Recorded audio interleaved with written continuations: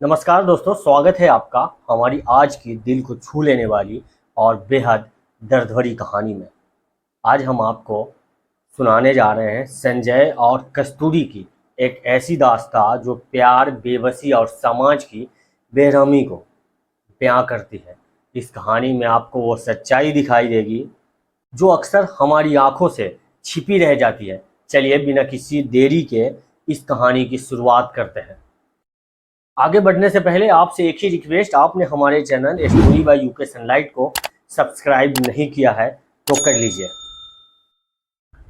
दरअसल एक दोस्त होता है और वो दोस्त एक दोस्त को कहता है, संजय यार चल आज मजा करेंगे। बार से बाहर निकलते समय उमेश संजय से बोला, दिनेश भी उनके साथ था। संजय ने कहा, मैंने पहले ही बहुत ज़्यादा शराब पी ली है और अब मैं इस हालत में नहीं हूँ कि कहीं जा सकूँ।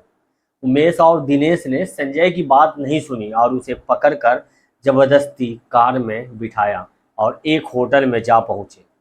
वहां पहुंचकर उमेश और दिनेश ने एक कमरा ले लिया।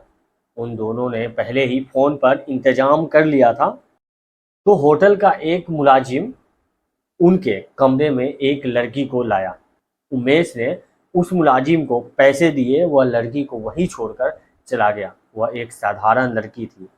लगता था कि वह पहली बार इस तरह का काम कर रही थी, क्योंकि उसके चेहरे पर घबराहट के भाव थे।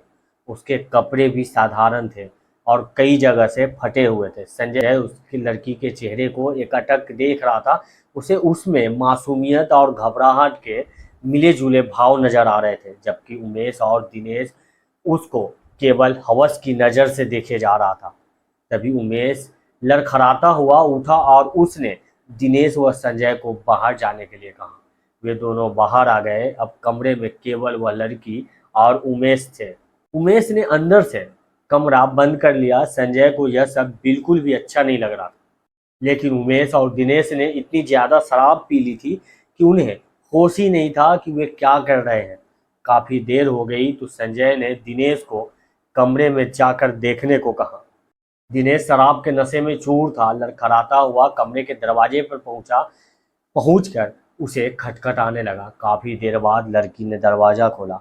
उस लड़की ने दिनेश से कहा कि उसका दोस्त सो गया है, उसे उठा लो।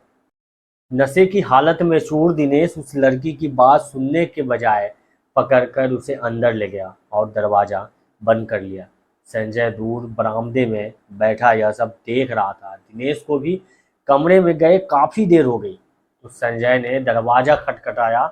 इस बार भी उस लड़की ने दरवाजा खोला। वह अब परेशान दिख रही थी।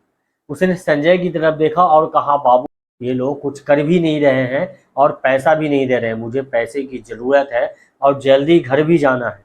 कहते हुए उस लड़की का गला बैठ सा गया था। संजय ने लड़की को अंदर चलने को कहा और थोड़ी देर में उसे उसी होटल के दूसरे कमरे में ले गया। उसने जाते हुए देखा कि उमेश और दिनेश शराब में चूर बिस्तर पर पड़े थे। संजय ने दूसरे कमरे में उस लड़की को बैठने को कहा। लड़की घबराते हुए बैठ गई। वह थोड़ा जल्दी में लग रही थी। संजय ने उसे पास रखा पानी पीने को दिया, जिसे वह एक सांस में ही पी गई। पानी पीने के बाद वह लड़की खड़ी हुई और संजय से बोला, बाबू अब जो करना है जल्दी करो, मुझे पैसे लेकर जल्दी घर पहुंचना है। संजय को उसकी मासूम बातों पर हंसी आ रही थी। उसने उसे पैसे दे दिए तो उसने पैसे रख लिए और संजय को पकड़कर बिस्तर पर ले गई और अपने कपड़े उतारने लगी। संजय ने उसका हाथ पकड़ा और कपड़े खोलने को मना किया। लड़की बोली, नहीं बाबू, कस्तूरी ऐसी लड़की नहीं है जो बिना काम के किसी से भी पैसे ले ले। मैं गरीब जरूर हूँ, लेकिन भीख नहीं लूंगी। संजय अब बोल नहीं पा रहा था। तभी कस्तूरी ने संजय का हाथ पकड़ा और उसे बिस्तर पर ले गई। यह सब इतना जल्दी में हुआ कि संजय कुछ कर नहीं पाया। कस्तूरी ने जल्दी से अपने कपड़े उतारे और संजय के भी कपड़े उतारने लगी। अब कस्तूरी संजय के इतने नज़दीक थी कि उसके मासूम चेहरे को वह बड़े प्यार से देख रहा था। वह कस्तूरी की किसी बात का विरोध नहीं कर पा रहा था। उसके मासूम हाव भाव व चेहरे से संजय की नज़र हटती, तब तक कस्तूरी वह सब कर चुकी थी जो पति पत्नी करते हैं। कस्तूरी ने जल्दी से कपड़े पहने और होटल के कमरे से बाहर निकल गई। संजय अभी भी कस्तूरी के ख्यालों में खोया हुआ था। समय बीतता गया लेकिन संजय के दिमाग में कस्तूरी निकल ही नहीं पा रही थी। एक दिन की बात है, संजय बाजार में सामान खरीद रहा था। उसने देखा कि कस्तूरी भी उसके पास की ही एक दुकान में सामान खरीद रही थी। संजय उसको देखकर खुश हुआ। उसने कस्तूरी को आवाज दी तो कस्तूरी ने मुड़ कर देखा और फिर दुकानदार से सामान लेने में जुट गई। संजय उसके पास पहुंचा। कस्तूरी ने संजय की तरफ कोई ध्यान नहीं दिया। कस्तूरी ने सामान खरीदा और दुकान से बाहर निकल गई। संजय उसे पीछे से आवाज देता रहा लेकिन उसने अनसुना कर दिया। कुछ दिन बाद संजय को कस्तूरी फिर दिखाई दी। उस दिन संजय ने कस्तूरी का हाथ पकड़ा और उसे भीड़ से दूर खींच कर ले गया और उससे उसकी पिछली बार की हरकत के बारे में पूछना चाहा। तो संजय के पैरों की जमीन खिसक गई। उसने देखा कस्तूरी का चेहरा पीला पड़ चुका था और वह बहुत कमजोर हो गई थी।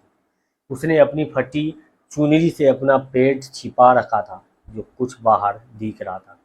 कस्तूरी वहां से जाने के लिए संजय से जोर आजमाइश कर रही थी। संजय ने किसी तरह उसे शांत किया और भीड़ से दूर एक चाय की दुकान पर बिठाया। संजय ने गौर से कस्तूरी के चेहरे की तरफ देखा तो उसका दिल बैठ गया। कस्तूरी सचमुच बहुत कमजोर थी। संजय ने कस्तूरी से उसकी इस हालत के बारे में पूछा तो पहले तो कुछ नहीं बोली, लेकिन संजय ने प्यार से उसके सिर पर हाथ फेरा तो वह रोने लगी। संजय कुछ समझ नहीं पा रहा था। कस्तूरी ने अपने आंसू पोंछे और बोली, बाबू मेरी ये हालत उसी दिन से है जिस दिन आप और आपके दोस्त मुझे होटल में मिले थे। संजय ने उसकी तरफ सवालिया नज़रों से देखा तो वह फिर बोली, बाबू मैं कोई धंधे वाली नहीं हूँ। मैं उस गंदे नाले के पास वाली कच्ची झोपड़पट्टी में रहती हूँ। उस दिन पुलिस मेरे भाई को पकड़ कर ले गई थी क्योंकि वह गली में चरस गांजा बेच रहा था। उसे जमानत पर छुड़ाना था और मेरे माँ बाप के पास पैसे नहीं थे। अब मुझे ही कुछ करना था। मैंने अपने पड़ोस में सबसे पैसा मांगा लेकिन किसी ने नहीं दिया। थक हार कर मैं बैठ गई तो मेरी एक मौसी बोली कि इस बेरहम जमाने में कोई मुफ्त में पैसा नहीं देता। मौसी की यह बात मेरी समझ में आ गई और मैं आप और आपके दोस्तों तक पहुंच गई। कस्तूरी चुप हुई तो संजय ने अपने चेहरे के दर्द को छिपाते हुए पूछा, तुम्हारी यह हालत कैसे हुई? कस्तूरी ने कहा, बाबू यह जानकर आप क्या करोगे? यह तो मेरी किस्मत है। संजय ने फिर जोर दिया तो कस्तूरी बोली, बाबू उस दिन आपके दिए गए पैसे से मैंने अपने भाई को हवालात से छुड़ा लाई। तो भाई ने पूछा कि पैसे कहाँ से आए? मैंने झूठ बोल दिया कि किसी से उधार लिए हैं। थोड़ी देर चुप रहने के बाद वह फिर बोली, बाबू सबने पैसा देखा लेकिन मैंने जो जिस्म बेचकर एक जान को अपने शरीर में आने दिया तो उसे सब नाजायज़ कहने लगे और जिस भाई को मैंने बचाया था वह मुझे धंधे वाली कहने लगा और मुझे मारने लगा। वह मुझे रोज मारता है। यह सुनकर संजय के कलेजे का खून सूख गया। इस सब के लिए वह खुद को भी कसूरवार मानने लगा। उसकी आंखों में भी आंसू छलक गए थे। कस्तूरी ने यह देखा तो वह बोली, बाबू इसमें आपका कोई कसूर नहीं है। अगर मैं उस रात आपको जिस्म नहीं बेचती तो किसी और को बेचती, लेकिन बाबू उस दिन के बाद से मैंने अपना जिस्म किसी को नहीं बेचा। यह कहते हुए वह चुप हुई और कुछ सोच कर बोली, बाबू उस रात आपके अच्छे बर्ताव को देखकर मैंने फैसला किया था कि मैं आपकी इस प्यार की निशानी को दुनिया में लाऊंगी और उसी के सहारे ज़िंदगी गुजार दूंगी, क्योंकि हम जैसी गरीब लड़कियों को कहाँ कोई प्यार करने वाला जीवन साथी मिलता है। इतना कहकर कस्तूरी का गला भराया। वह आगे बोली, बाबू यह आपकी निशानी है और मैं इसे दुनिया में लाऊंगी, चाहे इसके लिए मुझे मरना ही क्यों न पड़े। इतना कहकर वह तेजी से उठी और अपने घर की तरफ चल दी। यह सुनकर संजय जैसे जम गया था। वह कहकर भी कुछ नहीं कह पाया। उसने फैसला किया कि कल वह कस्तूरी के घर जाकर उससे शादी की बात करेगा। वह रात संजय को लंबी लग रही थी। सुबह संजय जल्दी उठा और बदहवास सा कस्तूरी के घर की तरफ चल दिया। वह उसके मोहल्ले के पास पहुंचा तो एक जगह बहुत भीड़ जमा थी। वह किसी अनहोनी के डर को दिल में लिए भीड़ को चीर कर पहुंचा तो उसने जो देखा तो जैसे उसके दिल बाहर निकलने की कोशिश कर रहा हो। कस्तूरी जमीन पर पड़ी थी, उसकी आंखें खुली थी और चेहरे पर वही मासूम मुस्कुराहट थी। संजय ने जल्दी से पूछा कि क्या हुआ है। तो किसी ने बताया कि कस्तूरी के भाई ने उसे चाकू से मार दिया है, क्योंकि सब कस्तूरी के पेट में पल रहे बच्चे की वजह से उसे बेइज्जत करते थे। संजय पीछे हटने लगा। अब उसे लगने लगा था कि वह गिर जाएगा। तभी पुलिस का सायरन बजने लगा तो भी छटने लगी। संजय पीछे हटते हुए कस्तूरी को देख रहा था। कस्तूरी का एक हाथ अपने पेट पर था और शायद वह अपने प्यार को मरते हुए भी बचाना चाहती थी।